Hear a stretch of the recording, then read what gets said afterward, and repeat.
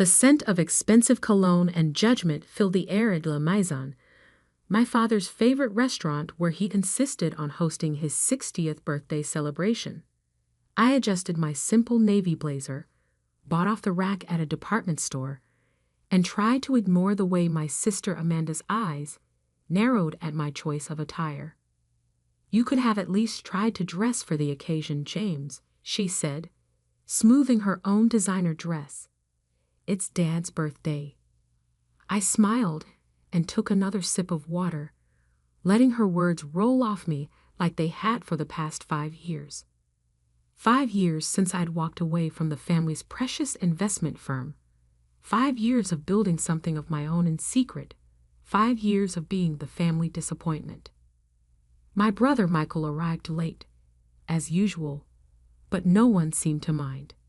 He was, after all, the golden child, the one who'd taken my place at Kingston Investment Partners after I left. He kissed our mother's cheek, clapped Dad on the shoulder, and then turned to me with that familiar smirk. "Well, if it isn't the janitor," he said, loud enough for nearby tables to hear. "Still cleaning offices at night, little brother?" I met his gaze calmly. "Building maintenance supervisor," I corrected, though it didn't matter. They'd already written their own version of my story. Dad cleared his throat, clearly uncomfortable with my presence, but too polite to say it outright. "Let's order, shall we?" The waiter appeared with menus, bound in leather, that probably cost more than what my family thought I made in a month. I could feel Mom's pitying glance as I studied the prices, probably assuming I was calculating if I could afford my portion. "Order whatever you want, James," she said softly. "It's our treat." Michael snorted into his wine glass. "Of course it is. When isn't it?" I thought about the documents sitting in my office safe across town, about the deals closing tomorrow morning, about the announcement that would air on every major network. But I just nodded and ordered the cheapest pasta on the menu. Sometimes the best revenge is letting people underestimate you just a little longer. The conversation flowed around me like I was a rock in a stream, present but inconsequential. Dad talked about the firm's latest acquisitions, Michael bragged about his new Mercedes, and Amanda detailed her recent charity gala organizing efforts. Mom occasionally tried to include me with questions about my work situation, each one dripping with concern that felt more like pity. "You know," Michael said, cutting into his Wagyu steak, "there's still an entry-level position open in our compliance department. If you're finally ready to stop playing around and get serious." I stirred my pasta slowly. "I appreciate the offer, but I'm good where I am." "Good?" Amanda scoffed. "You live in a 1-bedroom apartment and work nights. That's not good. That's settling." Speaking of settling, Mom interjected, probably trying to change the subject. "Have you thought more about going back to school? It's never too late to finish your MBA." I had to bite back a laugh. My real education had come from walking away, from learning how real estate really worked from the ground up, from building a network of people who saw value in actions rather than family names. "I'm learning plenty," I said simply. Michael laughed, that sharp, dismissive sound I'd grown to expect. "Learning what?" "How to mop floors. How to change light bulbs." Real estate is about power, connections, vision, things you clearly don't understand. If he only knew about the meetings I'd had that morning, about the towers rising across the city with my company's invisible fingerprints all over them, about the fact that the building we were sitting in right now was one of my recent acquisitions, purchased through a holding company that even our family's precious firm hadn't managed to trace. "Maybe," I said, taking another bite of pasta. Dad sighed, that heavy, disappointed sound I'd heard so often. "James, we're just worried about you. You had such potential. Top of your class at business school before you dropped out, fast track to partner at the firm. Everything laid out perfectly. And you threw it all away to what? Work as a janitor? Building maintenance supervisor. I corrected again, more out of habit than hope they'd listen. Same thing, Michael snapped. You're cleaning up after people who actually matter. After people like us. I checked my watch.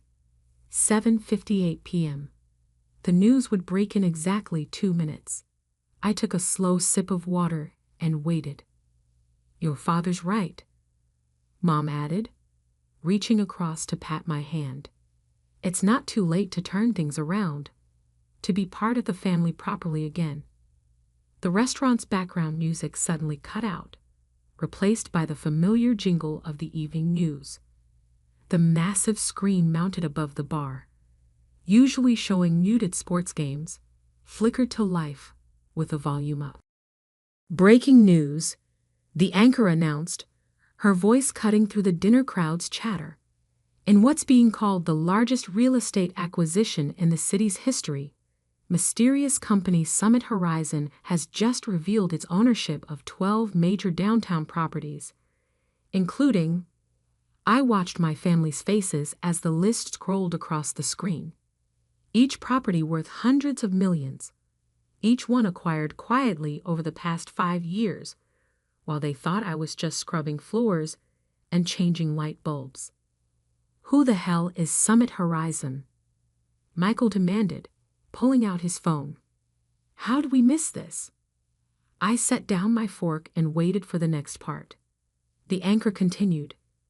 And in a surprising revelation, Summit Horizon's CEO has been announced as James Kingston, who reportedly built the billion-dollar empire while working as a building maintenance supervisor. The silence that fell over our table was absolute. 5 sets of eyes turned to me in perfect synchronization. I dabbed my mouth with a napkin and finally allowed myself a small smile. Anyone want dessert? I asked quietly. I own the restaurant, so it's my treat. The look on Michael's face was worth every night I'd spent learning the real estate business from the ground up, worth every condescending comment, worth every family dinner where they treated me like a cautionary tale. Dad's hand shook as he reached for his wine glass. James, he started, but for once, he seemed to have no words. I stood slowly, straightening my department store blazer. I should go. I have an early meeting tomorrow. We're acquiring another property. I paused, then added, Actually, it's one your firm has been trying to buy for months. Better luck next time, Michael. As I walked toward the door, I could hear the whispers starting, could feel the ripple of recognition spreading through the restaurant as other diners connected the news announcement to the scene they just witnessed. I stopped at the host's stand and handed the maitre d' my card. The Kingston party's bill is on me, I said, loud enough for my family to hear. Make sure they get whatever they want for dessert. After all, I glanced back at their stunned faces. Family takes care of family, right? The morning after Dad's birthday dinner, I sat in my real office. Not the maintenance supervisor's closet I'd used as cover, but the top floor of Summit Tower. Floor-to-ceiling windows offered a panoramic view of the city I'd quietly been reshaping for the past 5 years. My phone hadn't stopped buzzing since last night. 27 missed calls from Michael, 15 from Amanda, 43 from Dad, 19 from Mom, and exactly 156 text messages, each one more desperate than the last. I scrolled through them while sipping my morning coffee, the same brand I'd been drinking when I worked nights. Old habits die hard. James, we need to talk. Dad, how could you keep this from us? Mom, this is a joke, right? Michael, call me back immediately. Lie. Amanda. The last one had come just minutes ago. Family emergency meeting at the firm. 9 a.m. Be there. Dad.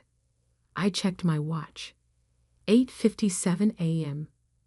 They'd be gathering now in the Kingston Investment Partners conference room, probably expecting me to come running at their summons like I used to.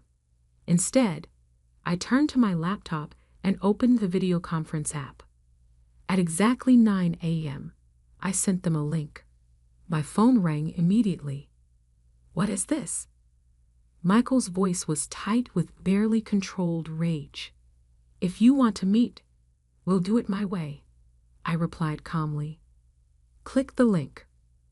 One by one, their faces appeared on my screen. Dad at the head of their conference table, looking older than he had last night. Mom beside him, eyes red-rimmed like she hadn't slept. Michael pacing behind them, and Amanda perched on the edge of her seat, perfectly manicured nails drumming against the mahogany. Why aren't you here in person? Dad demanded. I leaned back in my chair, letting them see the city skyline behind me. I have 3 other meetings this morning. This was more efficient. Efficient? Michael exploded. You've been lying to us for years, playing some sick game, pretending to be a janitor while. Building maintenance supervisor, I corrected, enjoying how his face reddened at the interruption. And I never lied. You just never asked the right questions. James, Mom started, her voice wobbling. We just don't understand. Why did you let us think? Let us treat you like a failure? I finished for her. Like someone beneath you? That's exactly why. I pulled up a document on my screen and shared it. This is a transcript from the family dinner 3 years ago when Michael announced he was taking my position at the firm. Would you like me to read your exact words, Dad? He paled slightly. That's not necessary. Thank God Michael stepped up. I'd read anyway. He understands what it takes to succeed in this business. Unlike some people who just didn't have the stomach for real power. Amanda shifted uncomfortably. That was a long time ago. 2 months ago, I continued, switching documents. At Cousin Sarah's wedding, Michael told everyone I was finding myself through menial labor.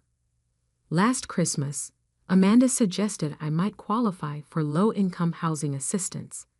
And just last night, you all sat there assuming I couldn't afford a meal at a restaurant I own. We were worried about you, Mom protested. No, I said quietly. You were comfortable with me failing. It made you feel better about yourselves. I pulled up another document, this one showing a list of properties and their values. While you were pitying me, I was learning how real estate actually works. Not from the top down, but from the foundation up. I know every inch of my buildings because I've worked in them. I understand the staff because I was the staff. And I built relationships with people you wouldn't even look in the eye. Michael snorted. Is that supposed to impress us? Anyone can get lucky with a few property deals. 17 properties. I cut in. All prime downtown locations. Total portfolio value as of this morning. $3.2 billion. And I smiled slightly. I just acquired the Carson building. The color drained from Michael's face. That's impossible. We've been negotiating that deal for months. I know. I watched your team bungle the negotiations while treating the building manager like he was invisible. Funny thing about invisible people, they notice everything. He called me personally last week to accept my offer. Dad leaned forward, and I recognized the look in his eyes. It was the same one he used to give potential business partners, calculating, measuring, looking for an angle. Son, he said, his voice taking on that smooth, deal-maker tone. Clearly we've underestimated you, but now that we know what you've built, we can work together. Merge your holdings with the firm, combine our resources. No. The word hung in the air like a thunderclap. What do you mean, no? Amanda asked, incredulous. I mean, no. I'm not interested in a merger, or a partnership, or whatever scheme you're already cooking up to get control of what I've built. We're family, Mom pleaded. Family? I laughed softly. Yesterday, I was the embarrassment you had to explain at parties. Today, I'm family? I pulled up one final document. This is today's schedule for the Carson Building. The Kingston Investment Partners office lease expires in 60 days. I won't be renewing it. You can't do that. Michael shot to his feet. That's been our headquarters for 20 years. Actually, I can, and I am. Consider it a reminder of what happens when you judge people based on appearances. I checked my watch. Now, if you'll excuse me, I have a meeting with the mayor about the downtown revitalization project. A real meeting, in person. James? Wait. Dad started, but I was already reaching for the disconnect button. Oh, and Michael? I added. Clean out your office by the end of the month. Some of us invisible people might need to mop the floors. I ended the call and sat back, letting out a long breath. My assistant's voice came through the intercom. Sir? The mayor's office is on line 1. I straightened my tie, not from a department store this time, and smiled. Put him through. And Sarah? Send a gift basket to the maintenance team at the Carson Building. They're about to get some very angry neighbors. As I picked up the phone, I glanced at the framed photo on my desk. It was from my first night as a maintenance worker, mop in hand, name tag crooked. The man who'd taken that photo, my first mentor in the building, had taught me more about real estate than any business school professor ever had. Sometimes, he told me, you have to look up from the ground floor to see how high you can really build. I had built higher than my family ever imagined possible, and I was just getting started. The next 2 weeks unfolded exactly as I'd expected. My family, never ones to accept defeat gracefully, launched a campaign to either discredit me or force their way into my success.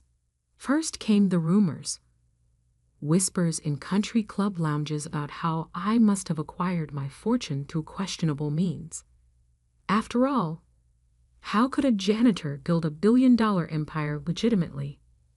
I was reviewing acquisition proposals in my office when Sarah buzzed through. Your sister's here. She doesn't have an appointment. I glanced at the security feed. Amanda stood in the lobby, designer handbag clutched like a shield, looking uncomfortable among the maintenance staff I'd invited to use our first-floor cafe. Send her up. When she walked in, her eyes widened at my office. No doubt she'd expected something less impressive. The space probably made her firm's executive suite look like a storage closet. Nice view, she said, trying for casual as she sat across from me. Though the furniture's a bit minimal. I looked at my deliberately simple desk, chosen because it matched the one used by my first supervisor in maintenance. What do you want, Amanda? She pulled out a folder. I've been going through some old family documents. Did you know that technically, as the oldest, I have a claim too? Stop. I held up a hand. The trusts? The ones Dad set up when we were kids. I liquidated my share 5 years ago, used it as seed money for my first property acquisition. You can't claim what I don't have. Her face fell. But that was only $2 million. I finished.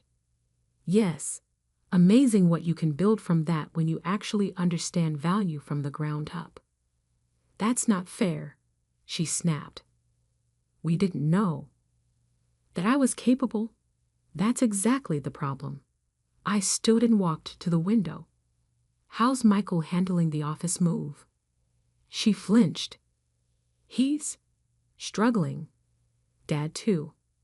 That building was their legacy. No, I corrected. That building was their comfort zone.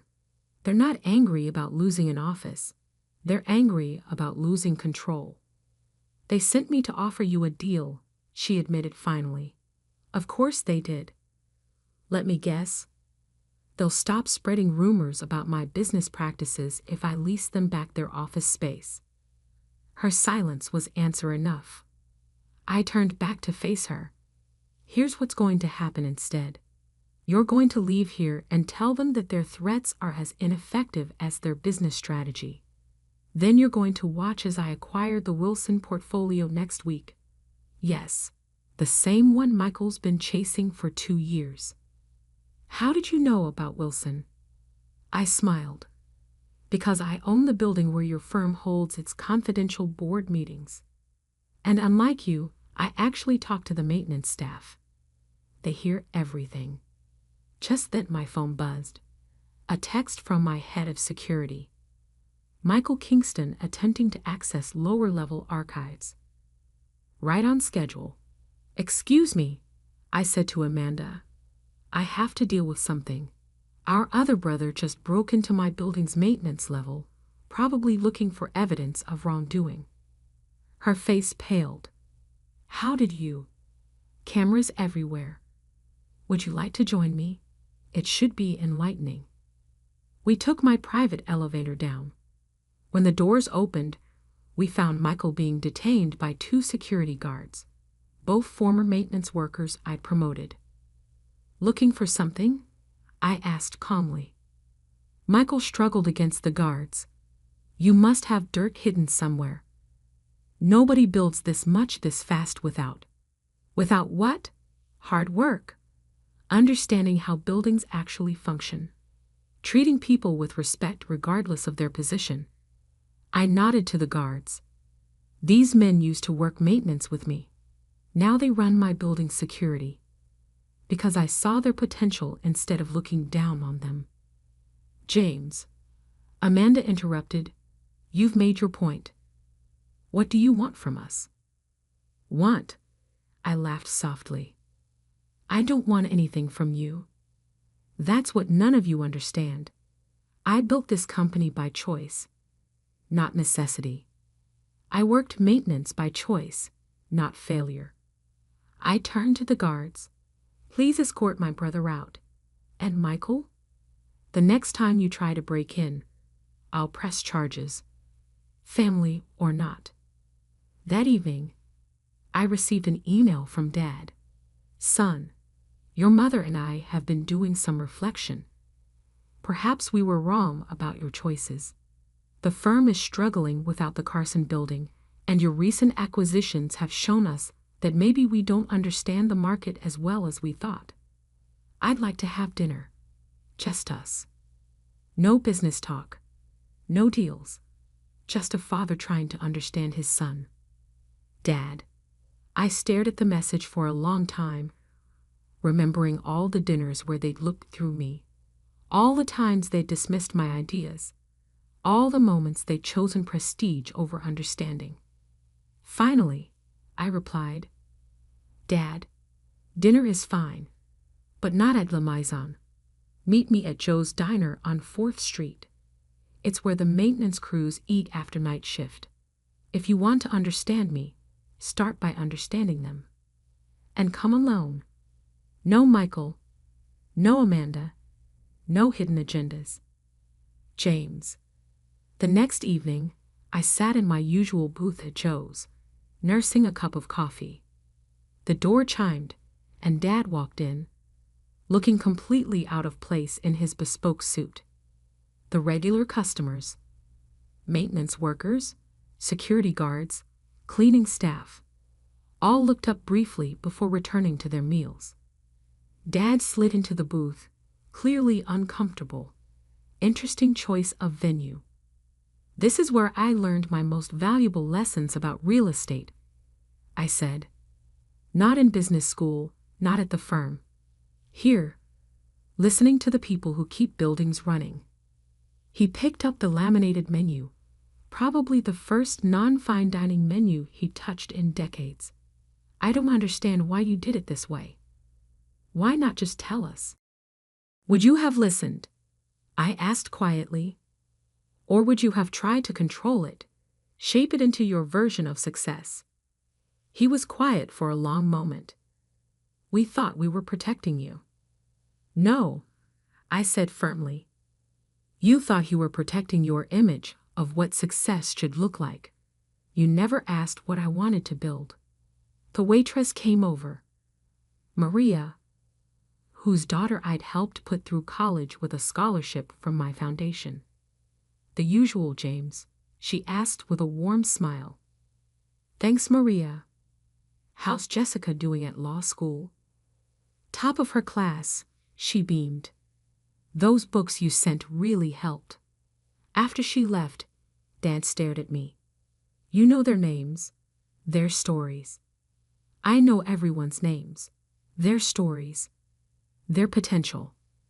That's why I succeeded where you and Michael failed. You see buildings as assets. I see them as communities.